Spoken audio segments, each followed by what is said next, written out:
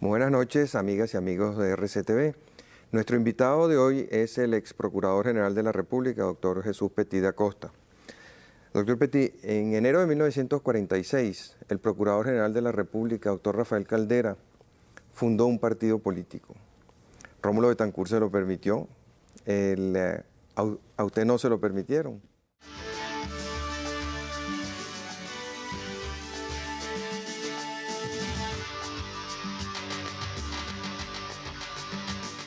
Bueno, nunca tuve mi intención fundar un partido político. Cierto, el hoy presidente Caldera fue Procurador General de la Nación de un gobierno ADECO, el primer gobierno ADECO, del gobierno de Rómulo Betancourt. En octubre del 45 lo designaron y en enero del 46 le fundó un partido de oposición. Y en abril del 46 le estaba haciendo un mitin de oposición en San Cristóbal y como lo apedrearon los ADECO, tiraron una pedrea allí. Entonces él decidió renunciar por telegrama desde San Cristóbal. ¿A usted lo apedrearon los convergentes? Bueno, la apedrea parece que comenzó después que renunciara, no antes. La renuncia no fue por desavenencias con el gabinete. La renuncia es por diferencias indiscutiblemente de criterio. Yo tenía que separarme del gobierno porque, como lo dije, me sentía incómodo en el gobierno. Traté de separarme de la manera menos traumática. Pero me sentía incómodo porque el gobierno no respondía a lo que fue la promesa electoral. ¿Y cuál fue la promesa electoral que el gobierno Bueno, la primera cosa que yo veía en el gobierno y que es el motivo de todas mis divergencias, la raíz de todas mis divergencias, es que el gobierno llega a cometer, el mismo presidente Caldera, lo que yo considero el mayor acto de inconsecuencia política de los últimos tiempos. ¿Cuál es ese? Pactar con Alfaro, pactar con AD. A Caldera lo elegimos e hicimos campaña en contra de dos gobiernos adecos, dos gobiernos que estaban signados por la corrupción, el de Lucinchi y el de Pérez. Y Caldera se erige en el anti-AD, es decir, en el reverso de la moneda. Ahora, ¿qué alternativa tenía el presidente Caldera? Copey no quería gobernar con él, la causa R no quería gobernar con él. El único partido que le podía dar consistencia y apoyo parlamentario y dentro de la administración pública, que es un conuco clientelar de Acción Democrática, y Copey era Acción Democrática, entonces no tenía más opciones. No, sí tenía otra opción. ¿Cuál? La jugarse una parada. Y véale por qué. Cuando elegimos a Caldera, yo pongo el símil de cuando en la Primera República se designa al generalísimo Francisco de Miranda para que dirija la Primera República. El generalísimo Francisco de Miranda venía aureoleado de ser un jefe invencible, un hombre que nos iba a llevar a la victoria, todo un general de grandes tropas y que había hecho una campaña en el extranjero, de una fama internacional. Entonces elegimos a Caldera, igual que escogieron en 1812 a Francisco de Miranda, entendiendo que llegado el momento se la iba a jugar, incluso jugársela de tal manera que hasta podía, como en el caso de Miranda, morir en acción. Pero probablemente el presidente Caldera, que conoce bien su historia, no quería terminar como Francisco de Miranda, preso en la Carraca. Bueno, es que el problema está en esto. La rendición del presidente Caldera ante Alfaro, vamos a decir, podría compararse como la capitulación de Miranda ante Monteverde. Ese es un símil. Pero Caldera sigue en Miraflores. ¿Qué le criticaban los jóvenes patriotas a Miranda cuando la capitulación le dijo, bueno, ¿por qué usted no peleó? ¿Por qué usted no estuvo hasta el último minuto? En último caso hubiera muerto en acción. Usted hubiera podido actuar de esa manera. Aquí nos encontramos con esto. Llegó un momento en el año 1994 que el presidente Caldera ha podido actuar. Ha podido actuar y ha podido llevar al país incluso a una constituyente. Echó para atrás y prefirió pactar. Ahora, ese pacto ya desnaturalizaba la presencia de Caldera en el poder.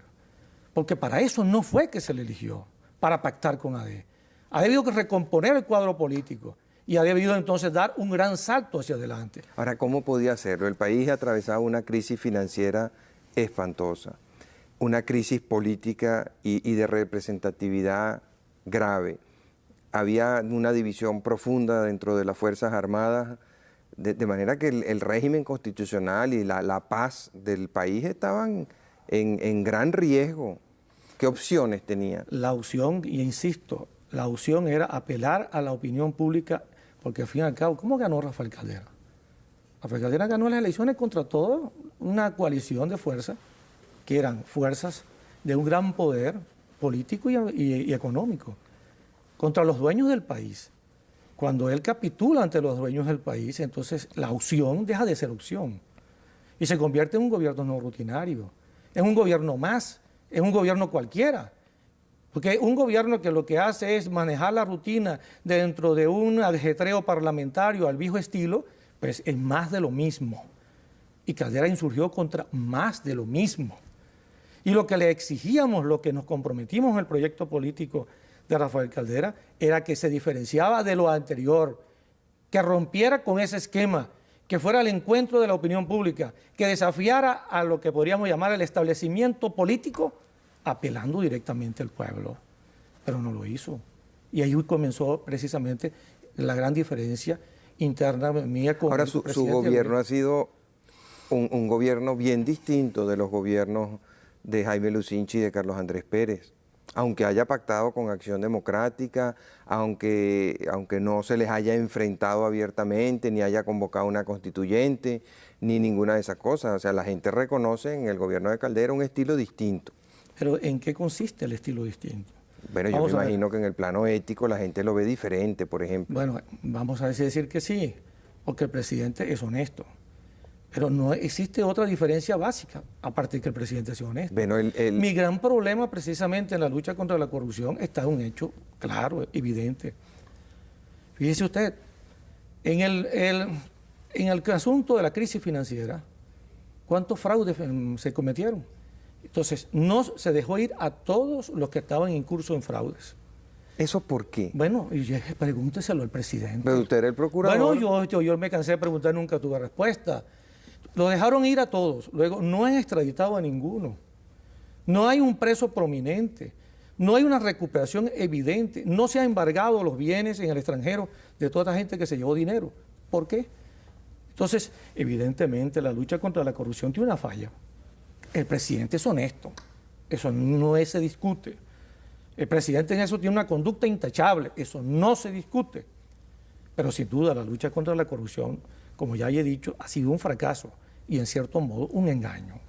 Ahora, ¿por qué? Porque si hay alguien que tiene una trayectoria en esa materia clara, ejemplar, es el presidente Caldera. Entonces tiene que haber alguna razón, alguna fuerza invencible o razones de Estado, no sé, que hayan impedido que efectivamente, como usted dice, se haya castigado lo que fue la corrupción financiera, no se hayan rescatado los bienes que se cogieron, no haya ningún preso, ningún extraditado. No conozco las razones, nunca se han dado las razones. Pero en 3 ni años se me las como dieron, procurador... pero es que no me las dieron. No me las dieron a mí en privado, no se las han dado al país en público. ¿Y por qué no renunció a los 6 meses No, entonces? es que yo intenté romper ese esquema. Fíjese que yo intenté, en primer lugar, a través de la modificación del Código en materia de extradición, que se acabara aquel cuento de que era porque había que esperar el final de los sumarios. Vi que no se reaccionaba. Entonces intenté, mediante la colaboración con la Fiscalía de Nueva York, que se resolviera entonces buscando la colaboración con el extranjero. Tampoco se me ayudó en ese aspecto. Y por último, yo planteé en forma ya definitiva de que se resolviera el problema de que quién se iba a extraditar. Hasta presenté lo que llamaba una agenda de la justicia popular contra la corrupción. Porque yo no pretendía que se extraditaran a los 200 que están fuera. Yo pretendía que se extraditara a los más connotados, aquellos que son representativos del fraude bancario, y que a los demás se les posibilitara, se les permitiera, se les facilitara arreglar sus cuentas con la justicia a cambio de colaborar con ella, aportando las pruebas contra los grandes responsables del fraude bancario. Como están haciendo en Colombia. Entonces a mí no se me hizo caso. Nunca se adoptó ni lo uno ni lo otro, ninguna de las posiciones que se habían hecho. Indiscutiblemente que eso me llevó a mí a una gran decepción, porque me convencí que no se iba a hacer nada. Y todavía hoy no se ha hecho nada. Y para mí sería satisfactorio que, habiendo salido yo, por lo menos ahora lo hagan. Ahora lo hagan. y quisiera que lo hicieran, porque mi propósito no es jugar a que el gobierno fracase y el presidente fracase. Mi propósito era que el gobierno cumpliera sus promesas electorales, que el presidente cumpla sus promesas electorales, y entre ellas el de ser implacable con la corrupción. ¿Y por qué cree usted que eso no ha ocurrido? Usted tiene que haberse dado alguna explicación a sí mismo. Bueno, yo me la di a mí mismo, pero no es que me la dieron. Yo lo único que le encontré en primero era dos causas. La primera, los pactos políticos, que ya he señalado. No se olvide que la mayoría de esta gente que está afuera eran los financistas de los partidos, especialmente en el mismo caso de Acción Democrática. Pero la segunda razón es que me temo que es que traer a esta gente y enjuiciarla puede tener como consecuencias que puedan develar sucesos relacionados con los auxilios financieros, donde quizás hubo irregularidades de parte de algunos de los que lo otorgaron. Entonces, todas esas cosas peligrosas que puede ser información en manos de esta gente, es lo único que explicaría es que se les deje impune. Yo no le encuentro otra explicación. Si existe otra explicación, que la den. Pero es que decepciona. Yo me metí a fondo en eso creyendo que era verdad que íbamos a luchar contra la corrupción. Yo me metí a fondo, yo me restié. Para nada. En definitiva, para nada. ¿Y qué va a hacer ahora? De ahora en adelante, ¿qué va a hacer? Yo, hacer lo que siempre he hecho, y ahora con mayor vigor, que es escribir, hablar, dirigirme al país. En este caso... Sin fundar un partido político. No, sin fundar partido político. No tengo propósito de fundar partido político. No tengo vocación de fundador de partido político. Simplemente lo que trataré es de crear conciencia en el país. Y sobre todo conciencia en lo que fue el calderismo y lo que fue el chiripero, en el sentido de reclamar nuestro voto. Nosotros votamos por un gobierno distinto al actual. Distinto en cuanto concebíamos que iba a ser un gobierno que rompía con el pasado y abría una nueva época. Estoy convencido de que estamos en víspera de una nueva época. No estamos en el final de un siglo, sino en el final de una época. Y voy a luchar porque esa nueva época venga, se produzca, porque esa nueva época es la que nosotros propiciamos con la candidatura de Rafael Caldera. A Caldera lo mirábamos como un presidente de transición, que cerraba una etapa histórica y abría otra. No como un presidente de rutina, que simplemente está contando los días, arrancando las hojas del almanaque para poder entregar el gobierno al sucesor y considerarlo eso una victoria. No, para eso no elegimos a Rafael Caldera. Lo elegimos para hacer historia, para romper con el pasado y para abrir una nueva etapa histórica en Venezuela.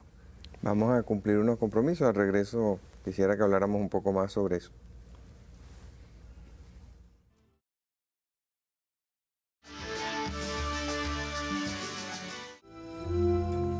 En los últimos periodos constitucionales, la Procuraduría General de la República tuvo un papel bien triste en lo que se refiere a renuncias a la soberanía venezolana.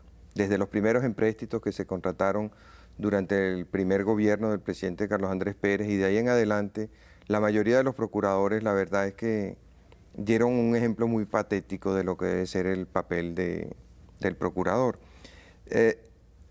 Así como usted aspiraba y esperaba muchas cosas del presidente Caldera, también la gente que votó por el presidente Caldera esperaba que el procurador que eligiera el gobierno del presidente Caldera tendría una actuación distinta en materia de empréstitos, en materia de defensa de la soberanía fronteriza, etc. Sin embargo, da la impresión de que el papel de la Procuraduría durante estos 3 años fue el mismo que los procuradores de los presidentes Pérez y Lucinchi, de renuncias a la soberanía, renuncias al idioma, renuncias a los tribunales.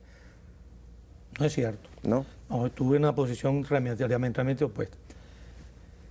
Yo me opuse a la renuncia a la jurisdicción y lo hice incluso con dictámenes, pero previamente lo había advertido.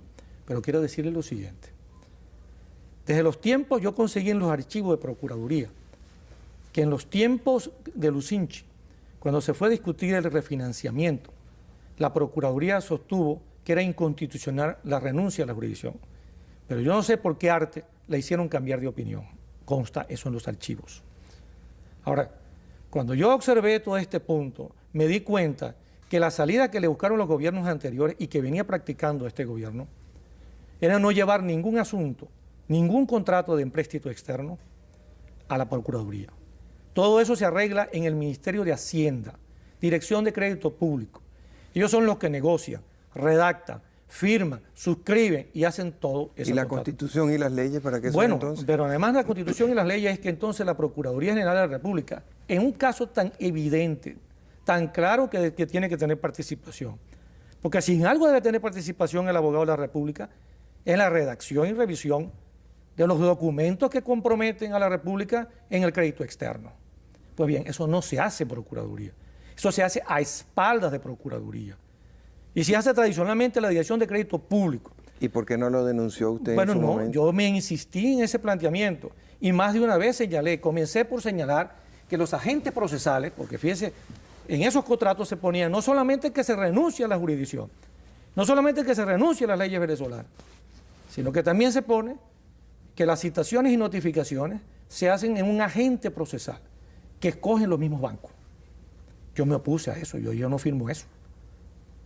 Para mí, el único persona en quien puedo ceder mi delegación o delegar mi representación en el extranjero es un embajador o cónsul venezolano. E impuse ese criterio. ¿Y se está cumpliendo? En cuanto a los otros contratos, se está cumpliendo. En cuanto al contenido mismo del contrato, también me opuse. Y llegué hasta a escribirlo. Entonces eso me trajo problemas. Porque entonces la idea es que eso crea inconveniente porque la banca internacional no va a suscribir documentos. ¿Quién ha dicho eso? ¿Quién ha dicho que un inversionista va a exigirle a un país que viole su constitución para poder negociar con ellos?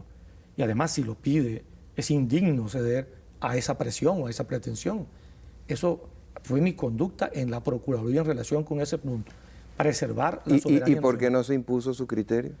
Bueno, es que aquí está la cosa. El procurador lo que es un asesor del gobierno, cuya opinión, según la ley, puede ser acatada o desacatada.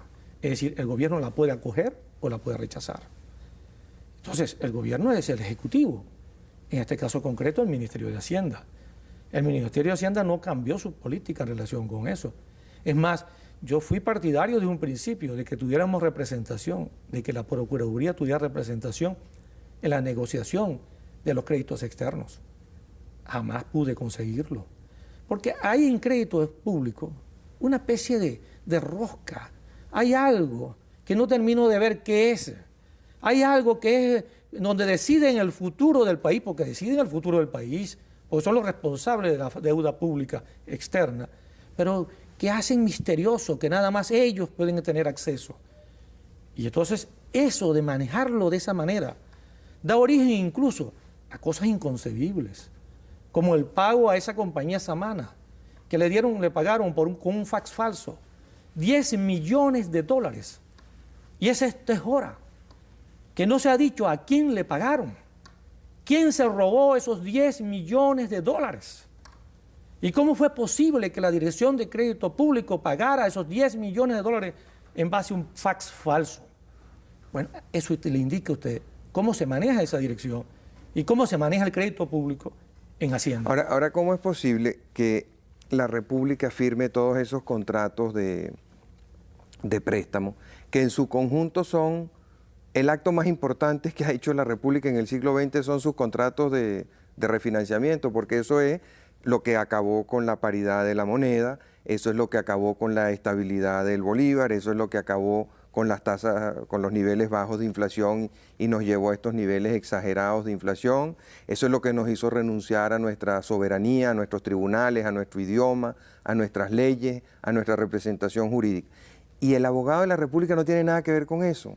Entonces, ¿por qué no eliminamos esa figura? Bueno, esa es mi pregunta. Yo siempre lo dije. Mire, para ser el Procurador General de la República, en las condiciones que se pretende aquí en Venezuela, mejor es eliminar la Procuraduría. Es mejor. Una institución que no tiene fortaleza, que no tiene peso específico para imponer la legalidad en operaciones de ese tipo, debe desaparecer.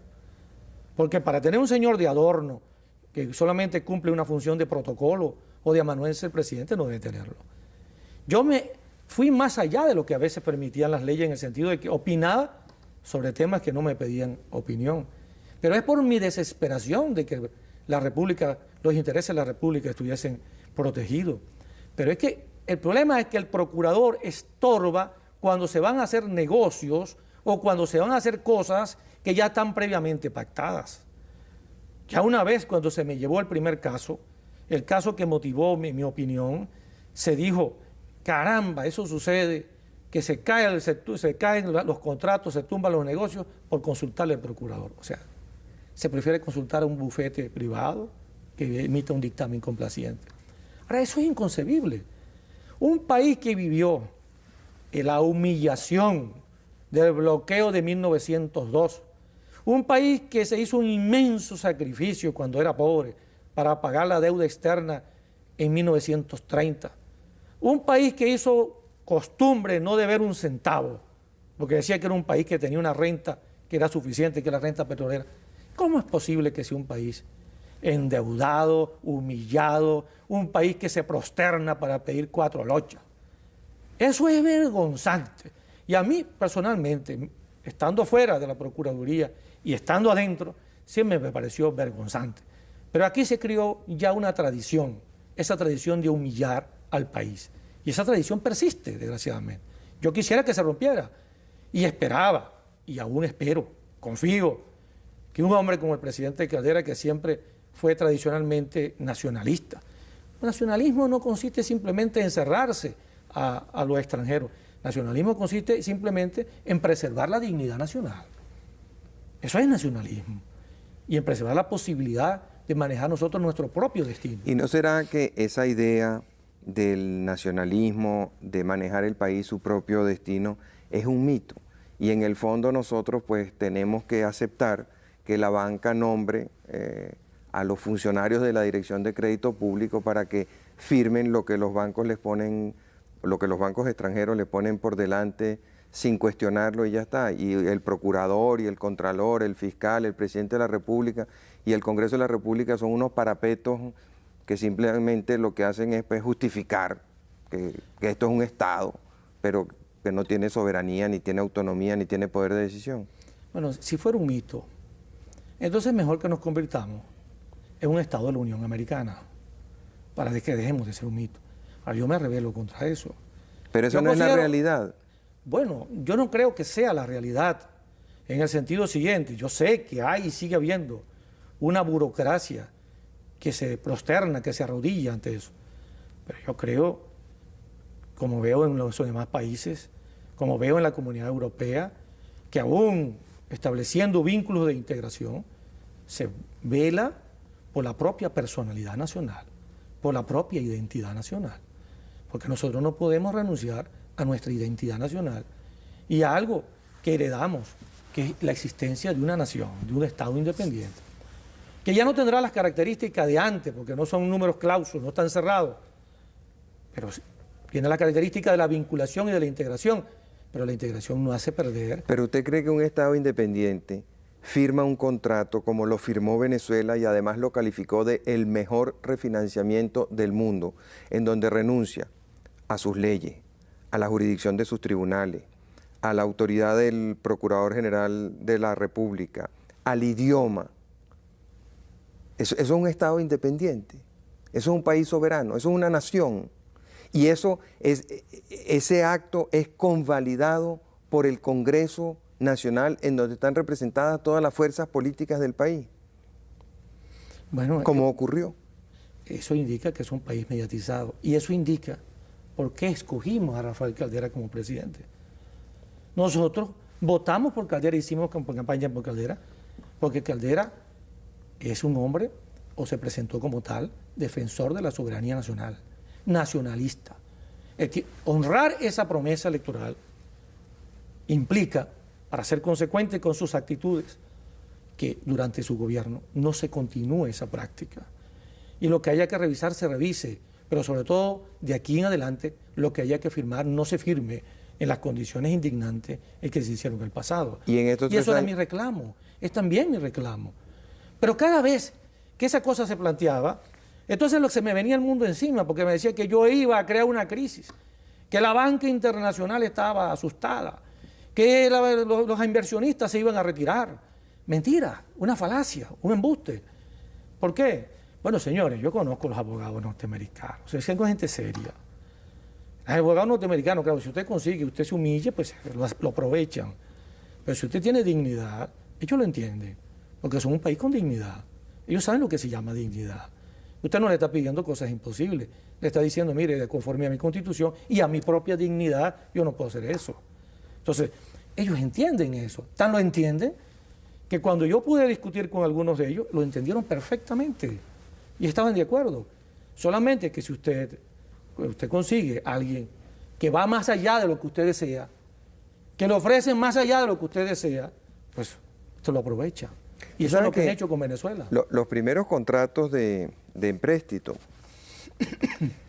fueron firmados aceptando las cláusulas de soberanía venezolana y de jurisdicción de sus tribunales, de idioma castellano, etcétera, por recomendación de los abogados del Citibank, que fue el que los firmó, y de acuerdo a la opinión que tenía la Procuraduría General de la República en ese momento, en 1974, si recuerdo bien.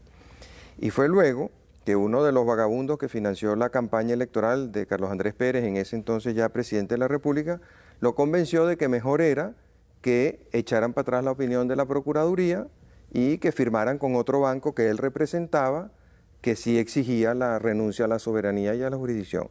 Y así lo aprobó el gobierno, el primer gobierno de Pérez y luego todos los que siguieron. El gobierno del presidente Herrera, el gobierno del presidente Lucinchi, el segundo gobierno del presidente Pérez. Pero en un origen, la banca aceptó que la jurisdicción era la venezolana y que los tribunales eran los venezolanos y que el idioma era el castellano.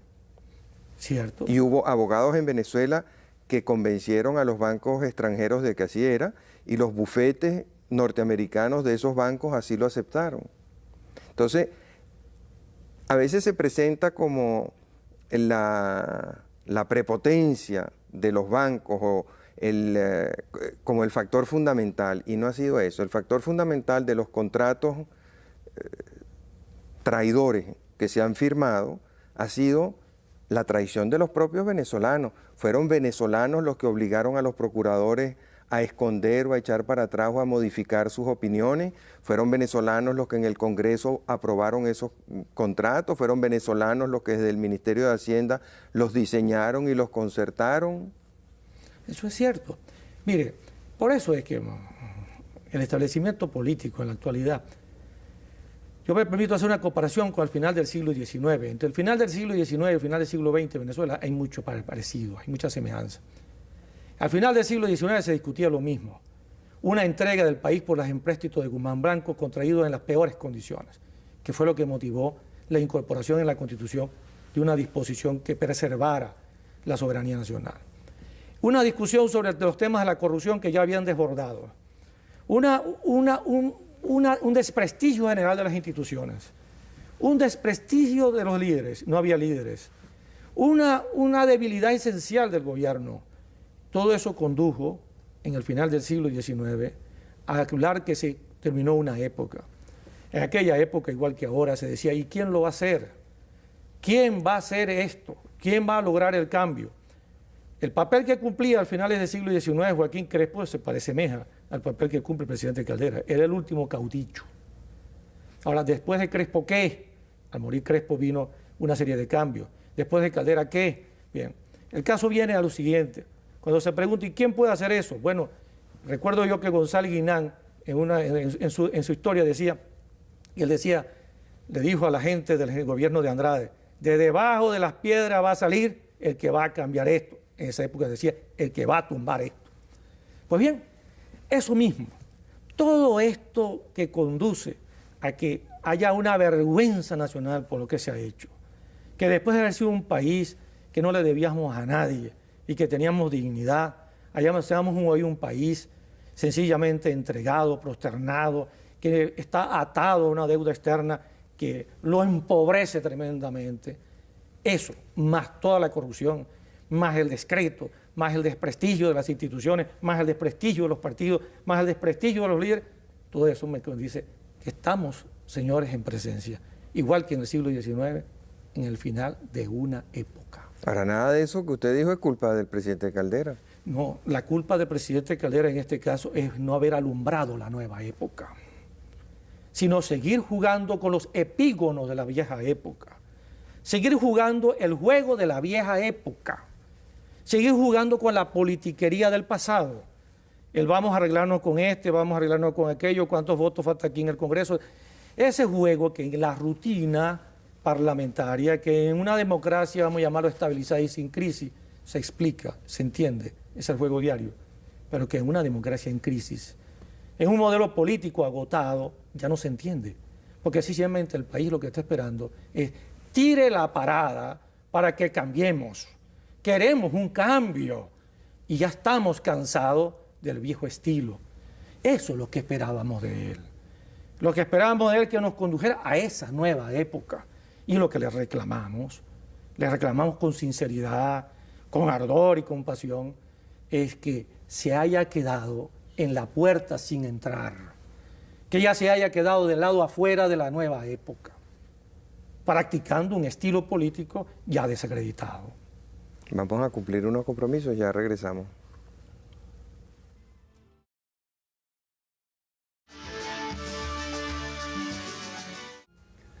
Comentábamos hace un momento que muy interesante el análisis que usted hace sobre el parecido, el paralelismo entre este final del siglo XX y el final del siglo XIX. ¿Aspira usted a jugar el papel de Cipriano Castro? No, yo no aspiro a jugar el papel de Cipriano Castro. Tal vez haya un Cipriano Castro en germen por ahí. No pretendo tanto. Yo lo que pretendo es ayudar a que esta nueva etapa surja. Y lo quiero hacer desde afuera por una razón. Desde adentro ya estaba agotada la posibilidad. Y desde afuera porque aquí no hay oposición verdadera. AD, por ejemplo, juega a ser gobierno y oposición. Es como un partido hermafrodita, es gobierno y oposición al mismo tiempo. Entonces, en el caso de los otros partidos están fracturados, divididos, y entonces se hace difícil. El país necesita que se le hable y que se busque un sendero para todos los que estamos en esta posición de un cambio. Yo creo que ese cambio incluso se avecina, y yo creo que, por ejemplo, un error puede precipitar algunas cosas. Yo pienso, por ejemplo, que esto que pasó en los días anteriores, la víspera del mensaje del presidente, que se jugó con la cuestión de que el presidente moría para el día siguiente montar el hecho de que mostrar un presidente rozagante, sano, más sano que tú y yo, más joven que tú y yo, eso me parece que fue un juego que es peligroso, peligroso. Peligroso porque fue fomentado para crear un contraste con la finalidad de ver si se le bajaba la presión al país. Pero yo quiero señalar algo. ¿Piensa que fue una estrategia comunicacional del gobierno? Sí, yo pienso que sí. O sea, que los rumores salieron del propio gobierno. Creo que sí, y hay un motivo para esto. Ajá. Si usted fuera gobierno y empieza un rumor de que el presidente ha muerto, ¿qué hace usted? Enseguida hace una cadena de radio y televisión, sobre todo de televisión, y muestra al presidente. El presidente aquí está en la casona tomándose un trago con su amigo Marcel Granier. Ahí está. Pero se disipó el rumor. Pero tiene como 1000 días en el poder el presidente, y todos esos 1000 días ha habido algún rumor, entonces no puede salir todos los días. Pero fíjese esto, se creó un clima, se manda a los empleados públicos para la calle, para que se vayan a su casa, se crea un ambiente de zozobra e incertidumbre, se riega la voz de que el presidente ha muerto y no se desmiente ese rumor de inmediato. Entonces al día siguiente se nos presenta un presidente, caramba, vigorizado, revitalizado, que viene como repotenciado y tal. Esto corre un riesgo. A mí lo que me llama la atención, y quiero señalarlo porque a mi amigo el presidente Caldera y a los miembros del gobierno que manejan la política le quiero hacer ver un aspecto grave de lo que presencié allí. Cuando se corrió el rumor de que el presidente había muerto, no observé la reacción natural ante la muerte de alguien, que es el lamento o el llanto.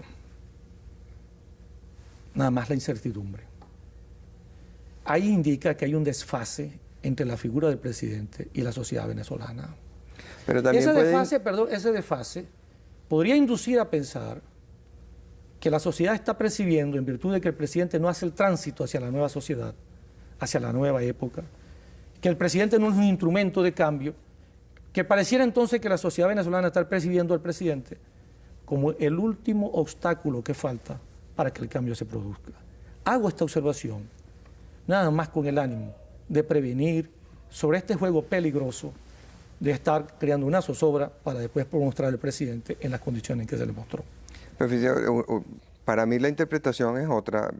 Ese día aquí se recibieron centenares de llamadas de gente preguntando la actitud ya que desarrolla pues, la mayoría de la gente, bueno, ¿hasta cuándo van a estar con ese mismo cuento?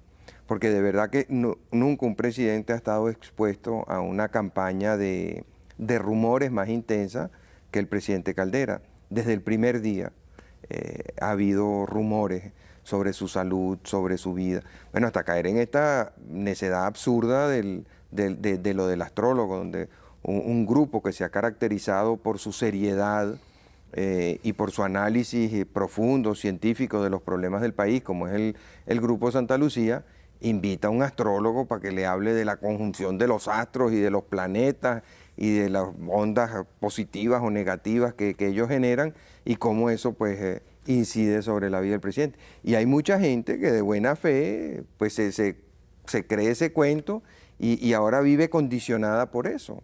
Entonces, ahí en el país evidentemente unos desacomodos producto de la mala situación económica, de los errores políticos, de no haber tomado muchas de las medidas que usted ha mencionado esta noche, que hacen pues que la gente esté descompuesta. Es una persona que gana mal, que le da miedo salir a la calle por la inseguridad terrible que observa, que tiene poca seguridad jurídica, que no sabe cuándo le van a quitar lo que tiene o cuándo le van a modificar las reglas, pues vive nerviosa, angustiada. Entonces hay un clima propicio pues para todo eso. Pero yo no creo que sea una falta de apego. Pues bien, es que es lo que les señalo. Estoy de acuerdo. Estoy de acuerdo en cuanto a que ese es el cuadro. El cuadro es de descontento, en virtud precisamente de que la inseguridad, esto que señala, el descontento porque se dice que la situación económica se ha estabilizado y lo que es mejor índice de una situación económica estabilizada es vencer la inflación. Y la inflación sigue desatada. Lo presencian las amas de casa en cuanto al costo de la vida. La gente vive una inseguridad en el campo y en la ciudad. En el campo y en la ciudad. Los agricultores se alzan porque lo están llevando a la ruina la política económica. Hay descontento acá, hay descontento allá. Todos sentimos los efectos de la crisis económica. La clase media progresivamente se va empobreciendo. Entonces hay un desapego, vamos a llamarlo, al sistema, al modelo. Pero si a eso se agrega que por su edad se juega con la salud del presidente, yo digo que en este caso, llevarlo a los extremos de hacerlo como se hizo esta semana, corre el riesgo de que se vaya produciendo, y como en efecto se está produciendo, un desfase entre la sociedad, una desvinculación entre la sociedad y la persona del presidente. ¿Por qué? Porque si el presidente se mostrara más, es decir, fuera más activo, si el presidente tuviera una presencia particular en el sentido de producir cambio, la gente sentiría su presencia. Porque su ausencia no se nota tanto porque no se presente todos los días, sino por la falta de decisiones. ¿Y en qué materia? La presencia de un gobernante se observa cuando se toman decisiones. Cuando usted ve que no se toman decisiones, por ejemplo, ¿cuántos meses tienen discutiendo sobre las prestaciones sociales? ¿Y qué es lo la que tripartita, pasa ahí? la cuatripartita, la bipartita, y que hoy para aquí, otro para allá, y otra allá, y no se toman decisiones? ¿Cuánto tiempo tienen, hablando de la reforma judicial, que recibe hoy a fulano, que recibe mañana a Perencejo, que recibe a este, que recibe al otro, que oye a 10.000 personas, y por fin, ¿qué se va a hacer en reforma judicial? Entonces, esa ausencia, que es la ausencia espiritual, que es la ausencia del mando, es la ausencia que termina por desfasar, romper el vínculo entre la sociedad y el gobernante. Y cuando entonces eso le suma a usted la posibilidad de que el gobernante pueda tener, por razón de su edad o por cualquier otra circunstancia, un colapso físico, ese desfase se nota en el hecho de cuál es la reacción popular ante el asunto. Eso es lo que estoy señalando. Y estoy señalando lo peligroso que es esto. Estoy señalándolo. Usted señaló dos casos bien interesantes, el de las prestaciones sociales y el de la reforma del Poder Judicial. Ahora, son problemas también bien complicados, donde hay muchos intereses creados, en donde todos los involucrados en la decisión también estuvieron involucrados en la creación del problema. Entonces, tiene que ser muy difícil para ellos tomar una decisión. Pero es que precisamente para eso se eligió a Caldera, para tomar decisiones difíciles. Caldera no tiene que jugar al cálculo. Caldera no tiene que jugar al partido político porque rompió con su partido político. Caldera lo que tiene que jugar a la historia. Está bien, oigo hoy a este, oigo a aquel, ya está. Tomo una decisión y punto. Pero no es que yo tengo que establecer un gobierno consensuado sobre la base de que hoy vamos a conversar y seguimos conversando y nos estamos aproximando. ¿Qué es esto? Gobierno que tiene que tomar decisiones. Él lo dijo, el presidente Caldera lo dijo cuando tomó posesión. Él dijo, el país quiere un gobierno que gobierne y yo se lo daré. Pues no se lo ha dado. Y yo se lo dije un día muy claro. Presidente, el reclamo del país es lo que usted le prometió en la toma de posesión. Un gobierno que gobierne. Ahora, un gobierno que gobierne es un gobierno que toma decisiones y asume riesgos. Porque gobernar y tomar decisiones significa asumir riesgos. No estarán contentos Pedro, Juan, Chucho, Jacinto, José, pero ese es el problema, no es monedita de oro para complacer a todo el mundo, sino que no se puede dejar que los problemas se pudran. Y los problemas en el país se están pudriendo, porque es conversar y conversar y conversar. Es un agobio de conversación que hay en el país, un fastidio de conversaciones. Bueno, muchas gracias, doctor Petit. Muchas gracias, amigos, por su atención. Como de costumbre, los espero el próximo domingo a esta misma hora.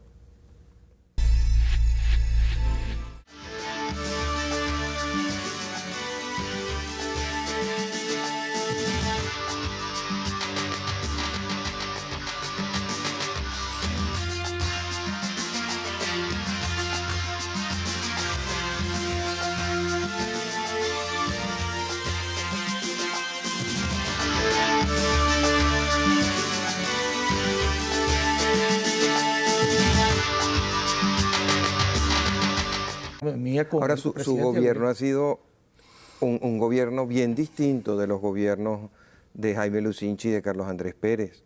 Aunque haya pactado con Acción Democrática, aunque no se les haya enfrentado abiertamente, ni haya convocado una constituyente, ni ninguna de esas cosas. O sea, la gente reconoce en el gobierno de Caldera un estilo distinto. Pero ¿en qué consiste el estilo distinto?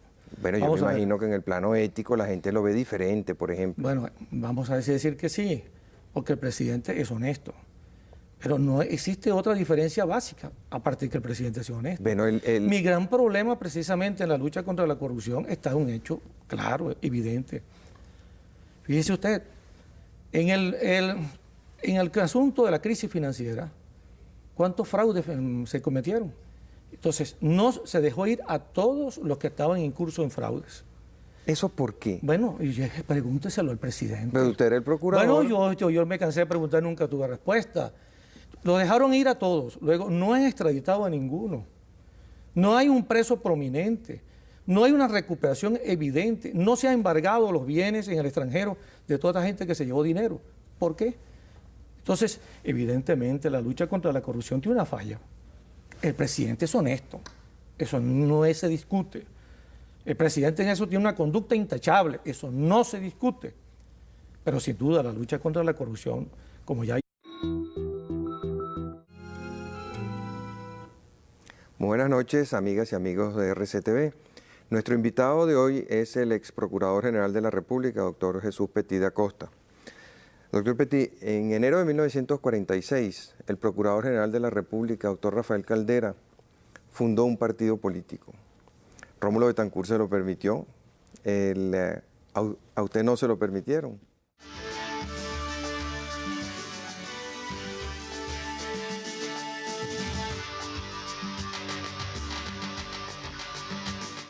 Bueno, nunca tuve mi intención fundar un partido político. Cierto, el hoy presidente Caldera fue Procurador General de la Nación de un gobierno ADECO, el primer gobierno ADECO, del gobierno de Rómulo Betancourt. En octubre del 45 lo designaron y en enero del 46 le fundó un partido de oposición.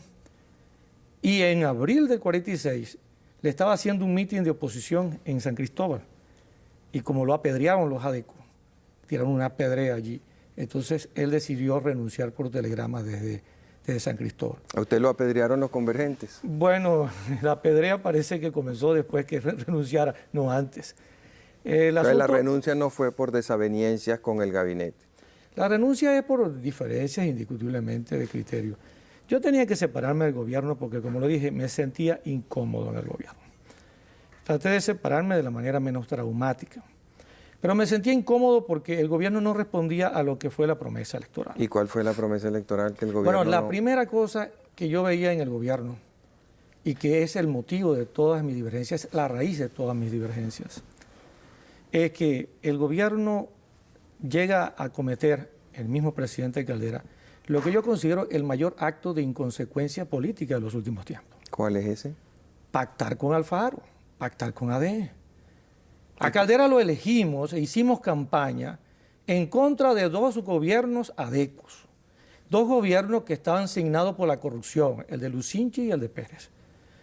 Y Caldera se erige en el anti-AD, es decir, en el reverso de la moneda. Ahora, ¿qué alternativa tenía el presidente Caldera? Copey no quería gobernar con él, la causa R no quería gobernar con él. El único partido que le podía dar consistencia y apoyo parlamentario y dentro de la administración pública, que es un conuco clientelar de Acción Democrática, y Copey era Acción Democrática, entonces no tenía más opciones. No, sí tenía otra opción. ¿Cuál? La jugarse una parjada. Y véale por qué. Cuando elegimos a Caldera, yo pongo el símil de cuando en la Primera República se designa al generalísimo Francisco de Miranda para que dirija la Primera República. El generalísimo Francisco de Miranda venía aureoleado de ser un jefe invencible, un hombre que nos iba a llevar a la victoria, todo un general de grandes tropas y que había hecho una campaña en el extranjero, de una fama internacional.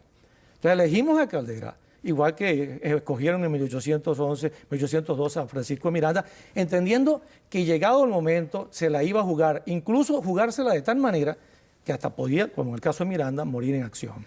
Pero cuando probablemente el presidente Caldera, que conoce bien su historia, no quería terminar como Francisco de Miranda, preso en la Carraca. Bueno, es que el problema está en esto. La rendición del presidente Caldera ante Alfaro, vamos a decir, podría compararse como la capitulación de Miranda ante Monteverde. Ese es un símil. Pero Caldera sigue en Miraflores. ¿Qué le criticaban los jóvenes patriotas a Miranda cuando la capitulación? Le dijo, bueno, ¿por qué usted no peleó? ¿Por qué usted no estuvo hasta el último minuto? En último caso hubiera muerto en acción. Usted hubiera podido actuar de esa manera. Aquí nos encontramos con esto. Llegó un momento en el año 1994 que el presidente Caldera ha podido actuar. Ha podido llevar al país incluso a una constituyente. Echó para atrás y prefirió pactar. Ahora, ese pacto ya desnaturalizaba la presencia de Caldera en el poder. Porque para eso no fue que se le eligió, para pactar con AD. Ha debido recomponer el cuadro político y ha debido entonces dar un gran salto hacia adelante. Ahora, ¿cómo podía hacerlo? El país atravesaba una crisis financiera espantosa, una crisis política y de representatividad grave. Había una división profunda dentro de las Fuerzas Armadas, de manera que el régimen constitucional y la paz del país estaban en gran riesgo. ¿Qué opciones tenía? La opción, y insisto, la opción era apelar a la opinión pública, porque al fin y al cabo, ¿cómo ganó Rafael Caldera? Rafael Caldera ganó las elecciones contra toda una coalición de fuerzas, que eran fuerzas de un gran poder político y económico, contra los dueños del país. Cuando él capitula ante los dueños del país, entonces la opción deja de ser opción y se convierte en un gobierno no rutinario. Es un gobierno más, es un gobierno cualquiera. Porque un gobierno que lo que hace es manejar la rutina dentro de un ajetreo parlamentario al viejo estilo, pues es más de lo mismo. Y Caldera insurgió contra más de lo mismo. Y lo que le exigíamos, lo que nos comprometimos en el proyecto político de Rafael Caldera, era que se diferenciaba de lo anterior, que rompiera con ese esquema, que fuera al encuentro de la opinión pública, que desafiara a lo que podríamos llamar el establecimiento político, apelando directamente al pueblo. Pero no lo hizo. Y ahí comenzó precisamente la gran diferencia interna